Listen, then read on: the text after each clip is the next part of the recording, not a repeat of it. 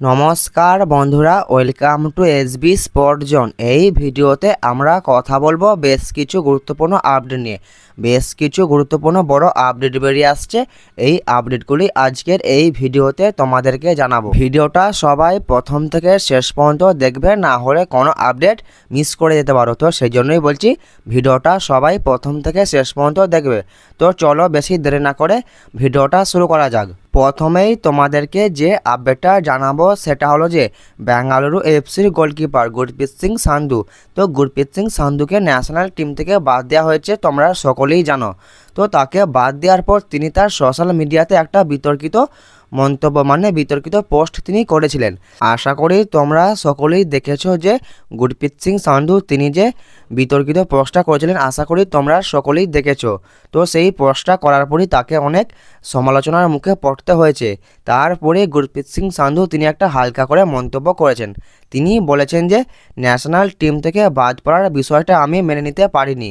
এই বিষয়টা আমি কিভাবে মেনে নেব সেটাও এখনও বুঝতে পারছি না। গুরপ্রীত সিং সান্ধু তিনি এটাও বলেন যে আমার এখন মূল লক্ষ্য হলো পুনরায় জাতীয় দলে ডাক পাওয়া। আমি এখন সেই চেষ্টাই করে যেতে চলেছি এবং আমি আশা করি আমি পুনরায় পরবর্তীকালে জাতীয় দলে আবার ডাক পাবো। তো গুরপ্রীত সিং সান্ধু তিনি তার বিতর্কিত মন্তব্যের পর বিতর্কিত পোস্টের পর তিনি এই মন্তব্যটাই করেছেন। এরপর আমরা কথা বলবো কেরালা ব্লাস্টার এফসিকে নিয়ে। তো কেরালা ব্লাস্টার এফসিকে নিয়ে তোমাদেরকে যে আপডেটটা জানাবো সেটা হলো যে তোমরা আশা করি সকলেই জেনে গেছো যে কেরালা ব্লাস্টার এফসির নতুন কোচ হচ্ছেন ডেভিড কাটেলা।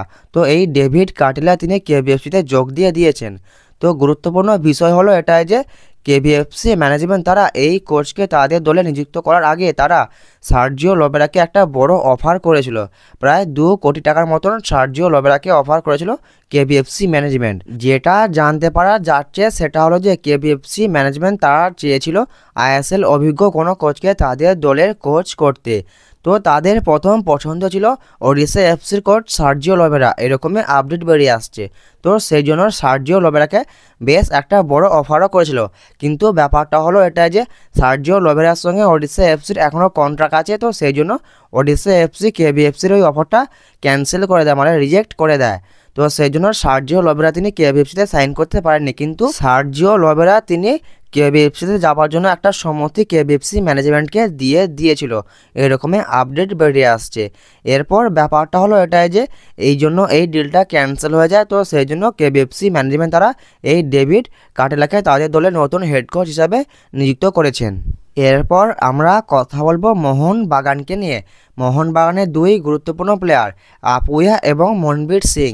তো এদের চোট নিয়ে লেটেস্ট যে আপডেটটা বেরিয়ে আসে সেটা হলো যে যেটা জানতে পারা যাচ্ছে যে মনবীর সিং তিনি মোটামুটি সুস্থ হয়েই গেছেন, তাকে ফিট বলা যেতেই পারে। মনবীর সিং তিনি দলের সাথে পুরোদমে অনুশীলন করছেন।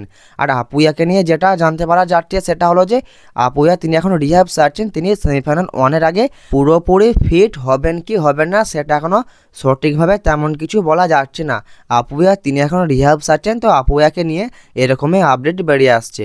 তো মোহনবাগানকে নিয়ে পরবর্তী যে আপডেটটা তোমাদেরকে জানাবো সেটা হলো যে মোহনবাগানকে নিয়ে যে বড় রিমোটটা বেরিয়ে আসছে সেটা হলো যে ব্যাপারটা হলো এটাই যে একটা প্লেয়ারের সঙ্গে মোহনবাগানের একটা কানেকশন জুড়ে দেওয়া হচ্ছে, কিন্তু মোহনবাগানের সঙ্গে এই প্লেয়ারটির কোনো রকম কোনো কানেকশন নাই। তো প্লেয়ারটি হচ্ছে কলম্বিয়া দেশের অ্যাটাকিং মিডফিল্ড পজিশনে খেলা প্লেয়ার জেমস রড্রিগেজ। তো এই প্লেয়ারটির সঙ্গে মোহনবাগানের একটা লিঙ্ক আপ জুড়ে দেওয়া হচ্ছে, কিন্তু মোহনবাগান এখনও পর্যন্ত এই প্লেয়ারটির সঙ্গে কোনোরকম কোনো যোগাযোগ করেনি। তো আমরা যদি এই জেমস রড্রিগেজকে নিয়ে কথা বলি, তো এই জেমস রড্রিগেজ হলো একজন কলম্বিয়া দেশের অ্যাটাকিং মিডফিল্ড পজিশনে খেলা প্লেয়ার, যার বয়স হচ্ছে 33 বছর। প্লেয়ারটির মার্কেট ভ্যালু হলো 20 কোটি টাকার মতো। তো এই প্লেয়ারটির সঙ্গে মোহনবাগানের একটা লিঙ্ক আপ জুড়ে দেওয়া হচ্ছে। এই প্লেয়ারটি অ্যাটাকিং মিডফিল্ড পজিশন ছাড়াও লেফট উইং ও রাইট উইং এই 2 পজিশনেও তিনি খেলতে পারেন। এই জেমস রড্রিগেজ প্লেয়ারটি খুবই দুর্দান্ত প্লেয়ার। তিনি তার কেরিয়ারে অনেক কাপ জিতেছেন এবং এই প্লেয়ারটি রিয়াল মাদ্রিদের মতো ক্লাবে তিনি খেলেছেন এবং প্লেয়ারটির মার্কেট ভ্যালুটাও অনেকটা বেশি, প্রায় 20 কোটি টাকার মতন। দুঃখের বিষয় হলো এটাই যে এই প্লেয়ারটির সঙ্গে মোহনবাগানের তরফ থেকে এখনও পর্যন্ত কোনোরকম কোনো যোগাযোগ করা হয়নি। তো এই আপডেটটা এখনও পর্যন্ত রিমোট হিসেবে তোমরা ধরতে পারো, ঠিক আছে। তো এই প্লেয়ারটির সঙ্গে মোহনবাগানের একটা লিঙ্ক আপের আপডেট জুড়ে দেওয়া হচ্ছে।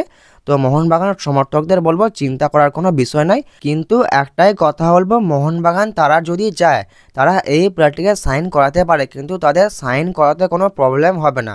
কিন্তু মেন বিষয় হলো এটাই যে প্লেয়ারটি ইন্ডিয়াতে আসবে নাকি, সেটাই হচ্ছে সবথেকে দেখার বিষয়। কারণ এই প্লেয়ারটির কন্ট্রাক্ট সামনেই শেষ হয়ে যাচ্ছে, তাকে সাইন করানোর দিক থেকে মোহনবাগানের কোনো অসুবিধা হবে না। আরও একটা গুরুত্বপূর্ণ কথা হলো এটাই যে ইন্ডিয়াতে যেসব বিদেশিরা খেলতে আসে, তারা ইন্ডিয়াতে খেলতে আসার আগে তাদের দেশের ন্যাশনাল টিমে তারা সুযোগ পায় এবং ন্যাশনাল টিমের হয়ে তারা খেলেছেন, কিন্তু ইন্ডিয়াতে আসার পর তারা তেমন একটা তাদের জাতীয় দলের হয়ে সুযোগ পাননি।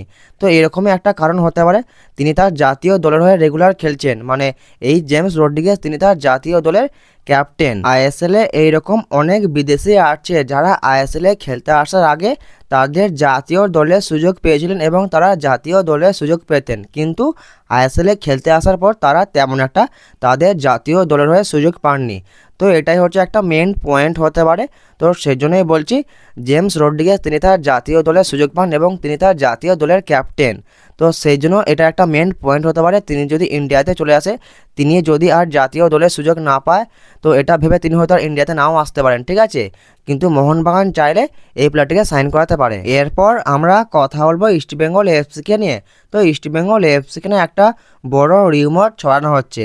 রিউমারটা হলো এটাই যে যেটা জানানো হচ্ছে সেটা হলো যে ইস্টবেঙ্গল এফসির বিদেশি প্লেয়ার দিমিত্রি দিয়ামান্তাগস, তো দিমিত্রি দিয়ামান্তাগসকে সামনের মরশুমের আগে ইস্টবেঙ্গল এফসি ম্যানেজমেন্ট তারা ছেড়ে দেবে, এরকমই একটা বড় আপডেট বেরিয়ে আসছে ইস্টবেঙ্গল এফসিকে নিয়ে।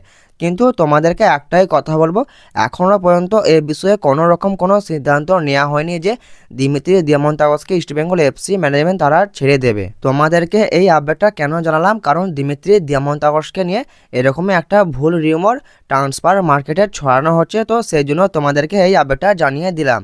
তো এখনও পর্যন্ত কোনো রকম কোনো সিদ্ধান্ত নেওয়া হয়নি দিমিত্রি দিয়ামান্তাগসকে ছেড়ে দেওয়া হবে, কারণ তাকে ছেড়ে দেওয়ার প্রশ্নও নাই, ঠিক আছে।